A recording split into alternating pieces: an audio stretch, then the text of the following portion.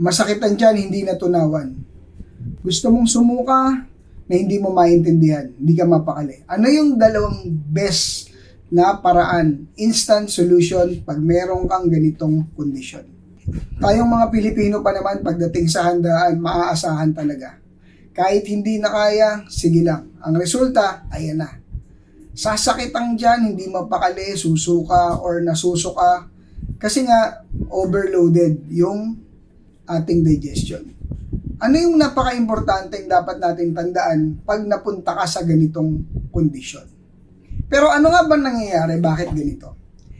Kasi dapat nating maintindihan, may sapat lang na capacity yung tiyan natin. Na kapag nasobrahan natin, hindi na ito makakadigest ng tama. Kasi yung acid juice po natin, matapang yan.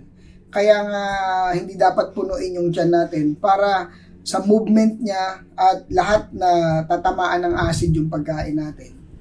Kaya, yan yung dahilan kaya nadadigest yung pagkain. Ngayon, pag sinobrahan natin sa capacity, yung ating tiyan, hindi na to masyadong makakagalaw or ma-shake yung kinain natin.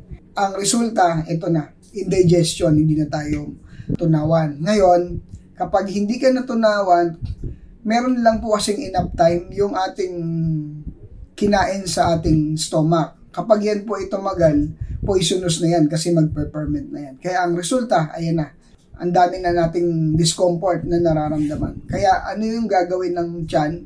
Nagbibigay yan sa atin ng signal or symptoms na gusto nating ilabas. Pero pag nasa ganito po tayong kondisyon, huwag tayong magpanik.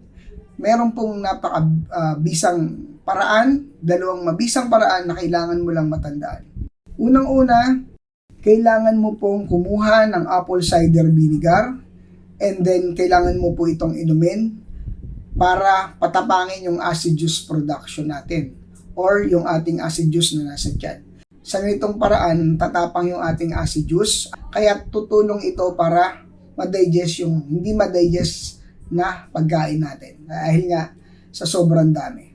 Pangalawa, pagka nag-okay na yung tiyan mo, kailangan mong magpahinga. Huwag ka munang kumain ng kahit ano, yung tubig mo lang dapat may asin kapag nauuhaw lang. At makikita nyo magiging okay na yan. At ayun nga, kinabukasan ka na kumain. Ngayon, kung ginawa mo ito ganun pa rin, at gusto talagang isuka mo na. Pero after mo sumuka, huwag kang kumain, kinabukasan ka pa bago kumain. At para yung ating tiyan ay makapagpahinga. Paano nga ba yung dapat nating gawin or ano yung concentration ng apple cider vinegar? Sa isang basong tubig, 250 or 300 ml, isa't kalahati or 2 kutsara puno ng apple cider vinegar. Kalawin po nating maigi, saka natin inumin dahan-dahan hanggang sa maubos. And then gargle lang tayo ng konting plain water para mahugasan yung yung ngipin natin sa apple cider vinegar. At yun po, magpahinga na tayo.